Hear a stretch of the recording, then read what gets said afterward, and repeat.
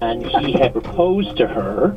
I'm going to slow this down a sec just to let it sink in. Helen's mother had almost married Stephen's father, his late father, actually.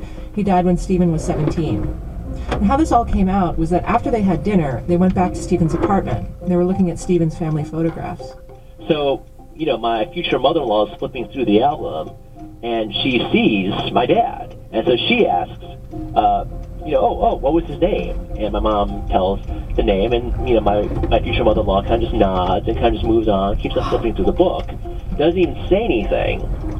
So imagine what she must have been feeling with seeing that photo suddenly, just like flooded. Yeah. Crazy. I think she'd be really good at poker. Right.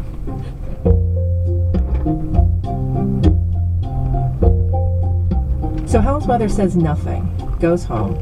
But later that night, she tells her daughter, this was the one, this was the man who might have been. She explained that the reason they hadn't married was because her father, Helen's grandfather, had chosen a different husband for her, the man who became Helen's father. All of them ended up living in the U.S., but they quickly lost touch.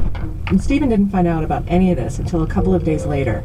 That's when Helen, calls me up and says, I have something to tell you. And she tells me, and I was floored by it.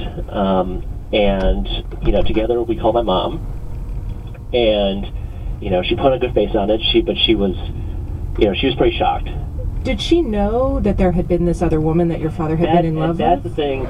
My dad told her years and years ago, there was this other woman that I was in love with at one point, but long before I met you. But Mom was like, look, you have a past, I have a past, we all have a past. Who cares? Of course, never thinking that she was going to share grandchildren with that woman. I mean, she later admitted to me that if she had known this from the very beginning, she would have not supported Helen and me. She would have, it would have just been like, look, being with the daughter of the other woman your dad loved, I mean, can't you find someone else?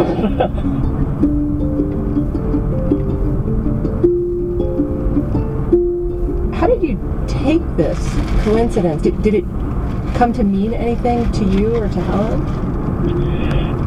Yeah. There's something about it, the fact that, I didn't have the time with my dad that I wished I had had. Yeah.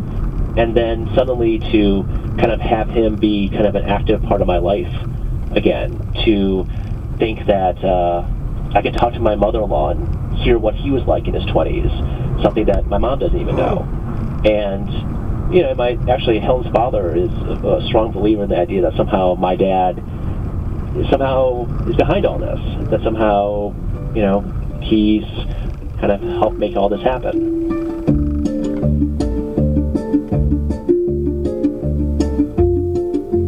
At the time this next love story takes place, a guy named Paul Gretchen was working in a Chicago suburb called Arlington Heights.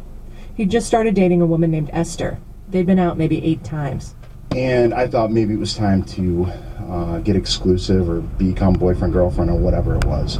And I was about to go out to lunch, and I was thinking about asking her on a Friday date that I had set up.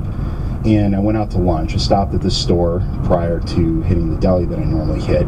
And I got some change, went to the deli, ordered my sandwich. It was $6 or something like that. I pulled out a $5 from my wallet, and I pulled out the couple bucks change that I had gotten from the store, handed the clerk one of the ones, and then I looked at it and I pulled it back.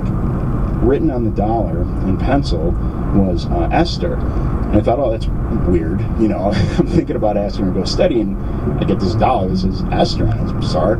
So I stuck it in my pocket, chuckled. I went to the store. I got one of those floating frames and a little piece of gold lame, and I stuck the dollar in the frame. So it was floating in the middle on this piece of gold, as if, you're going to go in a church in Italy and they had a fragment from the robe of some saint or something like that. And I called it the Immaculate Dollar of Arlington Heights.